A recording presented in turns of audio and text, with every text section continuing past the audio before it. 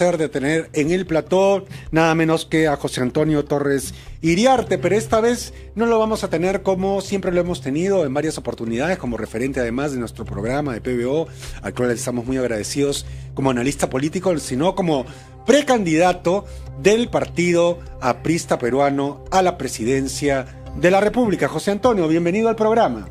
Muchas gracias, Ricardo. Efectivamente he estado en repetidas ocasiones a lo largo de los últimos 3 años en este programa que conduces y para mí es una grata oportunidad hacer un anuncio esta noche, ¿no? Bueno, mi primera pregunta es una pregunta que le hicieron a Ted Kennedy en el año 1980 y que es un manual de las campañas electorales que yo siempre pongo a veces de ejemplo. Pero le preguntó el periodista en su casa de campo, ¿no? Donde estaban en una terraza, ¿por qué quiere ser presidente? Ted Kennedy se quedó frío y no supo qué responder. Yo le pregunto a usted, ¿por qué quiere ser presidente? Porque quiero servir al país, quiero servir al Perú, quiero comprometerme con el pueblo, con la militancia aprista y con el pueblo que no militando en ningún partido político decide la suerte electoral en los comicios del próximo año. Y porque tengo una larga militancia en el partido de Aya La Torre y porque he esperado, digamos, una hora posterior para anunciar mi precandidatura. He estado observando al detalle el acontecer nacional, internacional y el acontecer a la interna de mi partido y creo oportuno sentar una posición principista en plano político, ideológico, programático para enriquecer el debate a la interna del APRA y para ofrecer al país una alternativa democrática que confronte con el comunismo, con los caviares, con la Agenda 2030 y con propuestas que están desquiciando un poco el desarrollo de la humanidad en los últimos años o décadas incluso.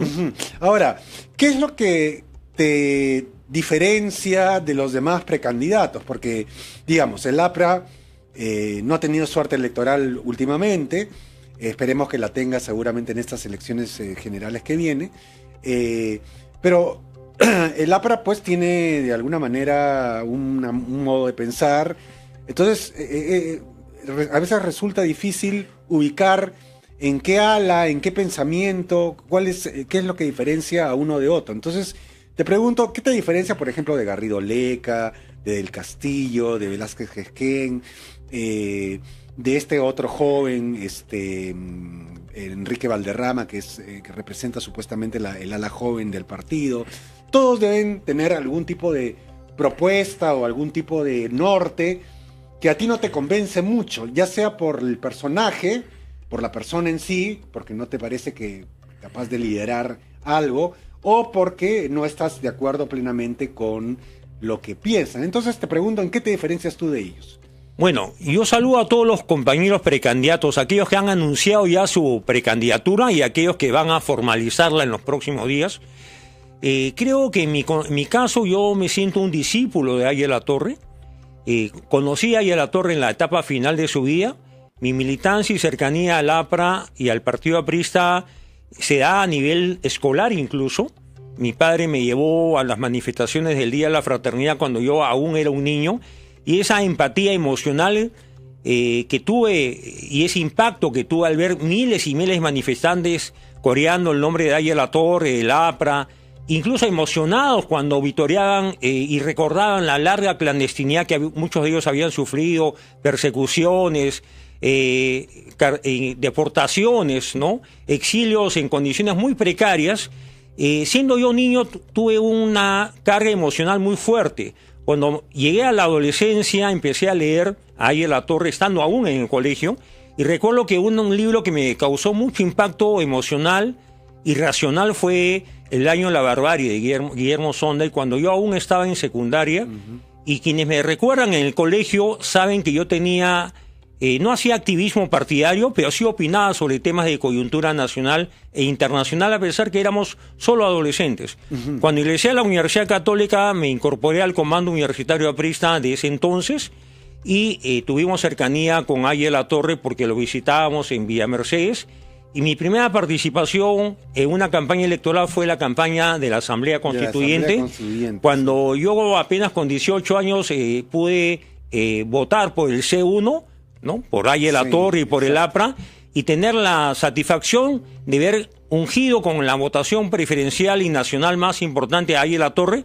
Y siempre he dicho, Ricardo, que hay que agradecer, y yo siempre agradezco y reitero la gratitud del APRA y de mi generación al doctor Bedoya Reyes, que sin condición política alguna ofreció los 25 votos de los asambleístas constituyentes del PPC para ungir a Ariel Latorre presidente de la Asamblea, cargo que ocupó sin cobrar o cobrando tan solo un sol por mes. Simbólico, sí. Sí, de forma simbólica, para cumplir con la ley de presupuesto, porque no hay gratuidad de servicios, y además porque el PPC tomó una posición importante, porque la izquierda marxista, leninista, trotskista, maoísta, que tuvo 30 representantes en la Asamblea Constituyente del 78, le había ofrecido la presidencia al doctor Bedoya, con tal que Ariel Latorre no sea presidente de la Asamblea, demostrando una vez más el antiaprismo recalcitrante de la izquierda comunista, que años después tomó las armas a través de Sendero Luminoso y asesinó a más de 1.400 o 1.500 militantes apristas de toda condición, ¿no? Ahora, bueno,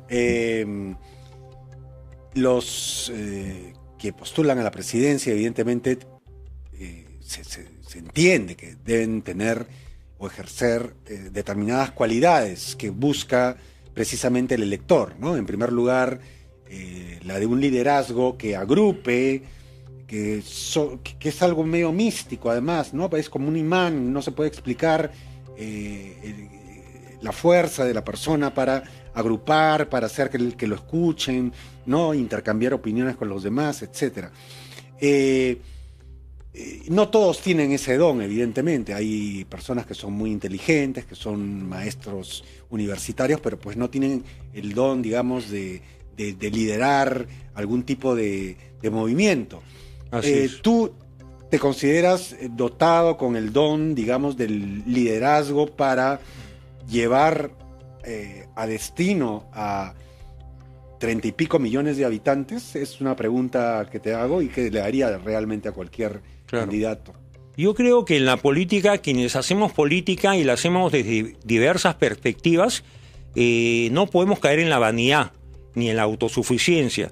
Yo creo mucho en los equipos, pero sí creo que un líder y un presidente de la República en ejercicio debe ser un demócrata carta cabal, debe tener un gran afecto por el pueblo, una gran vocación de servicio y debe tener la austeridad y la probidad como una norma que no debe ni siquiera exponerla, sino demostrarlo en el día a día, ¿no?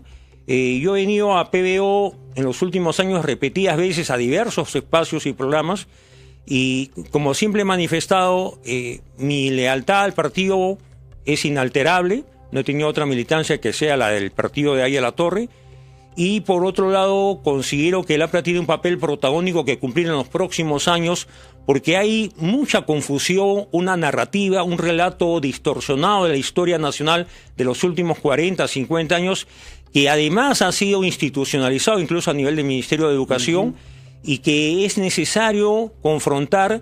Y vengo publicando, Ricardo, semana a semana columnas de opinión que recoge el Reporte, el Montonero, el Diario Expreso, otras revistas, incluso diarios internacionales como el Nacional de Caracas, que ahora es un diario digital.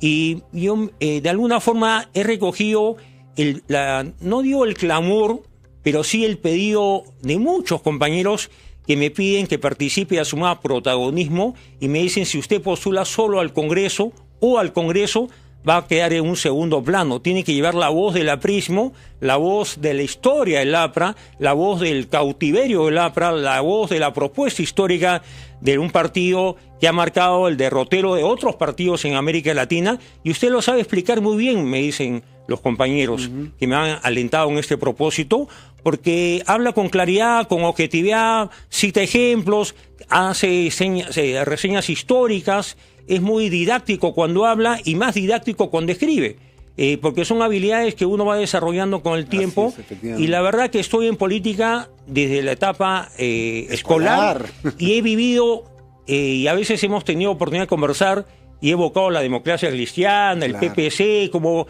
tuvo espacio y luego lo fue perdiendo. a pesar que hay todavía partidos demócratas cristianos en otras partes de América Latina, pero con menor presencia que la de hace 3 o 4 décadas, y creo que el APRA debe recuperar el espacio nacional e internacional que le corresponde, porque vengo siendo yo muy crítico del socialismo del siglo XXI, del Foro de Sao Paulo, del Grupo de Puebla y de esa izquierda ONGera que recibe fondos de la cooperación internacional, que recibe millones de dólares de cooperantes que a veces ni siquiera sabemos quiénes son, porque no hay una declaración y una fiscalización que espero que ahora se dé dentro del campo de la nueva ley y la reglamentación dispuesta hace poco por el gobierno. Entonces hay mucho por hacer en el plano, creo, de las ideas, y creo que la próxima campaña, más allá de las propuestas de plan de gobierno, programáticas o de obra pública que hay que emprender, de gastar mejor los recursos del Estado, de ser eficientes, de ser probos, de que Contraloría fiscalice el gasto público y de que las regiones gasten bien, los municipios sean eficientes en el gasto, creo que el Perú necesita un norte, un derrotero. Hay mucha confusión y los más jóvenes son los más confundidos, porque están presionados por lo que tú has dicho en la primera parte de este programa, las redes sociales, ¿no? Las redes sociales que desbordan incluso la privacidad de las personas y que los jóvenes casi parecen a veces guiados por el celular y no guiados por sus ideas. Entonces, creo que mi voz, ya que pedías una definición respecto a otros precandidatos, yo he escuchado a muchos precandidatos del APRA que pareciera que pertenecen a otros partidos. No hablan en el lenguaje coloquial de un aprista, ni siquiera en las bases del partido, y tratan a veces de imitar a otros líderes del APRA ya fallecidos. Yo no vengo a imitar, ni vengo tampoco a, digamos, a enaltecer a nadie en particular, salvo a Aye Latorre, que para mí sigue siendo el jefe y fundador del aprismo, ¿no? Bueno, tú sabes, José Antonio, que siempre hemos discutido no solamente temas nacionales, sino internacionales. Porque te considero, la verdad, una persona muy inteligente en tus análisis internacionales. Gracias. El mundo, he visto que en 60 días ha dado un giro vertiginoso, ¿no? Es decir, como que tal vez la ONU haya tenido su última sesión importante de vida, justo cuando cumplió 80 años. Trump se reúne con los altos mandos militares de Estados Unidos diciéndoles que se preparen para una guerra. Diciéndolo esto el presidente de Estados Unidos y su secretario de Defensa al lado, es como una advertencia mundial de que algo va a pasar. Ya prácticamente Estados Unidos y Europa están totalmente divorciados. Trump se ha deshecho del conflicto de Ucrania, ha dicho voy a seguir dándole armas a la OTAN, que la OTAN si quiere las manda a Ucrania, pero yo ya hice todo lo que podía hacer. Está lavándose también las manos con Gaza, porque lo que está diciendo es, ¿no? Si no aceptan el plan en 3 días, van a conocer lo que es el infierno. Entonces, prácticamente, de esa manera es un poco difícil que los terroristas suelten las armas y se rindan o se vayan a otro lado. Entonces, digo, el mundo está muy movido. Y en esta situación yo no veo a ningún candidato decir qué situación debemos optar nosotros, o por cuál situación debemos optar nosotros en este mundo nuevo que está construyéndose. Porque como tú sabes, a veces los que ponen primero la mano son los que ganan, ¿no? Y los que se quedan esperando, ya llegaron muy tarde a la repartición. ¿Cómo ves tú el Perú dentro del mundo, de este mundo tan cambiante actualmente? Sí, mi última columna de opinión tituló la Asamblea General como tribuna política, porque ha sido verdaderamente una exposición de discursos político-ideológicos de toda raigambre, ¿no? Petro, Trump, el primer ministro de Israel, el rey de España, que me sorprendió mucho porque hizo casi una declaración política olvidándose de su condición de monarca, pero creo que el mundo hay una pugna por la supremacía mundial. 3 grandes potencias, los Estados Unidos, liderado por Trump, la Federación Rusa, liderada por Putin, y el Partido Comunista, y digo el Partido Comunista porque es el que gobierna en la República Popular China. Ahí el personalismo ha pasado, creo, a segundo plano. Es el Politburó, es el Partido Comunista, el único partido, no hay oposición, no hay libertad de prensa, no hay sindicatos, ¿no? Y hay un control social y digital de la población en la República Popular China, pero de la perspectiva latinoamericana y peruana, creo que hay que saber tratar, como lo dijo ayer Latorre, con el imperialismo o con el capital extranjero, con el inversionista, y no podemos enemistarnos con nadie, ni tampoco podemos aislarnos en el plano internacional. Creo que los tratados de libre comercio hay que afianzarlos, hay que mejorarlos, la oferta exportable del Perú debe diversificarse, pero al Perú le falta más democracia, más institucionalidad, y en la medida que el Poder Judicial y el Ministerio Público han estado siendo manejados con sesgo ideológico, se ha causado un enorme daño al país, y creo que al Congreso actual le falta líderes que expresen políticamente y tengan lectura política. Son líderes que están en busca de mayores ingresos para ciertos municipios o gobernaciones. No hay una visión, y creo que la labor de un estadista y de un político en el siglo XXI es tener una visión general. ¿Qué pasa en el mundo? ¿Qué pasa en mi región, en América Latina? También creo que hay que ser antiimperialistas, pero también condenar a las tiranías. Y el otro día publiqué una columna que titulaba Antiimperialismo y unidad continental sin tiranías. Porque no es posible que seamos complacientes con Venezuela, con Maduro, con el gobierno tiránico de Managua, de la pareja presidencial, o con el Partido Comunista, que sigue manejando los destinos de Cuba y que sigue siendo el que toma decisiones en el entorno de Nicolás Maduro, porque en mi concepto, Maduro, Ricardo, es un operador de La Habana, ¿no? Así es. Bueno, le agradecemos mucho a José Antonio Torres Iriarte, precandidato a la presidencia de la República por el partido aprista. Como ustedes han visto, es una persona de lujo, y esperemos pues que tenga mucha suerte en esa lid de candidatos. Mucha suerte, Antonio. Volvemos después de la pausa.